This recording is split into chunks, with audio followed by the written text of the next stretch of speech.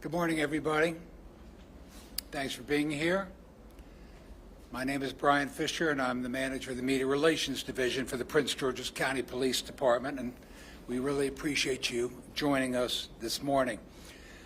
Speaking with you this morning will be Prince George's County Police Chief George Nader, the County Executive for Prince George's County, Aisha Braveboy, the Superintendent of the Maryland State Police, Colonel Roland L. Butler, Jr., the Chief of the Bowie Police Department, Dwayne A. Preston, and the State's Attorney for Prince George's County, Tara Jackson. I would also like to recognize Prince George's County DCAO, Mel Powell.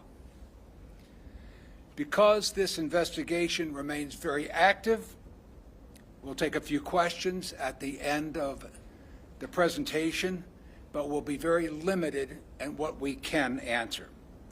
At this time, I'd like to introduce Prince George's County Police Chief George Nader. Good morning. First, I'd like to thank members of the media for showing sensitivity during the reporting of this case. We know there were questions that you had and questions that we couldn't answer due to the investigation being ongoing.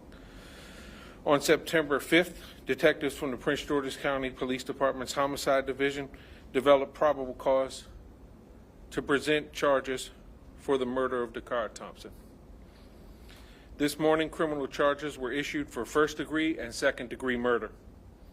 The facts of the case: 19-year-old Dacara Thompson was last seen on August the 22nd. She was reported missing the very next day. On August the 21st, her family located the vehicle in the area of Jasmine Terrace in Hyattsville, Maryland. On August 31st, what we believe to have been Dakara's body was located by the Maryland State Police Department in the area of eastbound Route 50 at Route 97. On August 23rd, in the area of University Boulevard in Hyattsville, Maryland, a short distance from her vehicle, at approximately 3 a.m., for reasons still under investigation, it appears that Dacara willfully entered a vehicle being driven by Hugo Hernandez-Mendez, 35-year-old male out of Bowie, Maryland. Through investigative techniques and video review, detectives were able to track the vehicle's movement to an address on Kimber Ridge Drive in Bowie, Maryland. On September 4th, several search warrants were obtained and executed pertaining to this case, which led detectives to obtain enough probable cause to take Hugo Hernandez-Mendez into custody and present him to the court commissioner for the murder of Dacara Thompson. We believe the murder occurred in the home on Cambridge Drive in Hernandez's bedroom. Her body was taken to the location that it was recovered at by Hernandez. At this time, there are no additional suspects. However, this investigation is ongoing. Our thoughts and prayers are with her family during this time. Detectives from the Prince George's County Police Department's Missing Persons Unit were quickly joined by the Prince George's County Police Department Homicide Unit, along with our law enforcement partners from Maryland State Police and the City of Bowie, who worked jointly and tirelessly to determine the facts of this case. Because the pre-existing relationships between our agencies, we are where we are. There's still a lot of investigative work to be done in this case, and we're asking members of the community or anyone that may have information about this case to contact us at 1-866-411-TIPS. Throughout this case, members at the highest level of our law enforcement agencies were kept abreast of every development, and cooperative decisions were made jointly. I have no words to express my appreciation for the Superintendent of the Maryland State Police, Colonel Butler, and Bowie's City Police Chief, Dwayne Preston, for their involvement.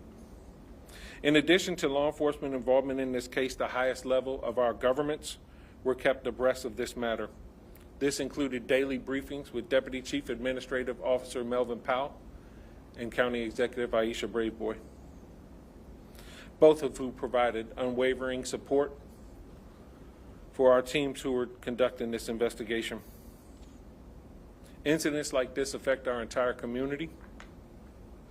Ms. Braveboy's involvement in this case, for me, further reflects her passion for people and the community that we serve. On behalf of our department, I want to personally thank you for your support in this tough case. It meant a lot to me personally, and I appreciate it. At this point, I'll turn it over to County Executive Aisha Braveboy. Thank you so much. Thank you, Chief, and thank you to all of our public safety partners who are here with us today. But more importantly, I want to thank this community. When you found out that Dacara Thompson was missing, you answered the calls of her parents and her family to help find her, to locate her, because she means so much to so many. And so it is tough that we're at this point where the search is over and justice begins. I want to thank our superintendent. I want to thank also Chief Preston, the men and women of the Prince George's County Police Department and its homicide unit, as I have repeated numerous times as state's attorney, the best of the best. I want to thank you for closing this case quickly. And now we will hand this case over to our state's attorney, Tara Jackson, to seek justice. But I did want to reflect on Dacara Thompson, young 19-year-old graduate of St. Charles High School in Charles County. She was living with her father, and part of the reason she lived here is because she was working for nonprofit Prince George's as part of her service year option that she decided to participate in, and that this activity is sponsored by our Governor Wes Moore. So this is a young woman who dedicated part of her young life to serving others, And I want that to ring home to all of you that this is a good young woman who wanted to do good for her community. And now her community will stand behind her family as we seek justice for her. I will now turn the mic over to our Superintendent Butler. Good morning. On behalf of Governor Wes Moore and the entire Maryland Department of State Police family, I'd like to extend my deepest condolences to the family and friends of Ms. Dacara Thompson, a young life that was taken far too soon. Shortly before 5 p.m. on August 31st, troopers from the Maryland State Police Annapolis Barrack were dispatched to the area of U.S. Route 50 between Maryland Route 424 and Interstate 97 in Anne Arundel County for the report of a disabled vehicle. Upon arrival, troopers observed a female lying unresponsive in a grassy area off the highway. Information obtained indicated that the disabled vehicle was unrelated to the investigation that we have embarked upon. Investigators from the Maryland State Police Criminal Enforcement Division South Region responded to the scene along with State Police crime scene technicians from our Forensic Services Division. They processed the scene. Shortly after, they contacted the Prince George's County Police. The Maryland State Police and the Prince George's County Police have been conducting a joint investigation into the death of Ms. Dacara Jackson. As additional information becomes available, I am sure the Prince George's County and the Maryland State Police will share that information with you. The circumstances surrounding her death still remain under investigation, so we will continue to answer those questions that we think the community and the family want those answers. Thank you. I'd like to introduce Chief Dwayne Preston from the City of Bowie.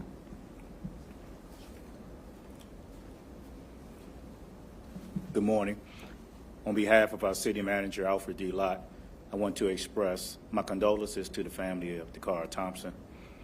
Members of the Bowie Police Department have worked in great collaboration with Prince George's County Police Department and the Maryland State Police. And unfortunately, the evidence led to this incident culminating in the city of Bowie. We continue to work in partnership with our strong partnerships with our law enforcement agencies, and it's our prayer that as this case matriculates through the criminal justice system, that justice will be served for the family. Thank you.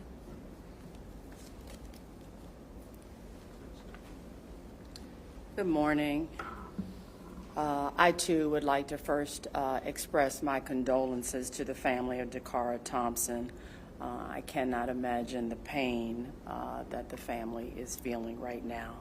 And I agree with the county executive when she says that the community is grieving with the family.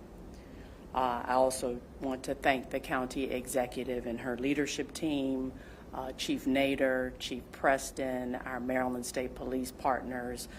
We are indeed a team in bringing justice and protecting our community. I know that the public has been following this case closely, and oftentimes our community does not understand the legal process and roles of each member of our legal team, of our law enforcement team. So as State's Attorney for Prince George's, I'm here this morning to explain the legal process and next steps. The police have charged Mr. Hernandez-Mendez, as you've heard, with murder and related charges. He has appeared before a commissioner, a judicial officer, and that commissioner has determined that there is probable cause to support the charges, and he was held without bond. Mr. Hernandez-Mendez will now appear at a bond hearing. We're not sure whether that bond hearing will be today or on Monday. And during that hearing, the court will determine whether or not he should remain held. And in making that decision, the court will look at the nature of the charges that are lodged against him, as well as the safety of the community. As I said, this bond hearing may occur on Monday and not today. At this point, there really is not much more that I can offer other than to say in the weeks to come, my office will do a thorough review of the evidence, and we will determine whether or not Mr. Hernandez-Mendez should be indicted, and if so, what he should be indicted for.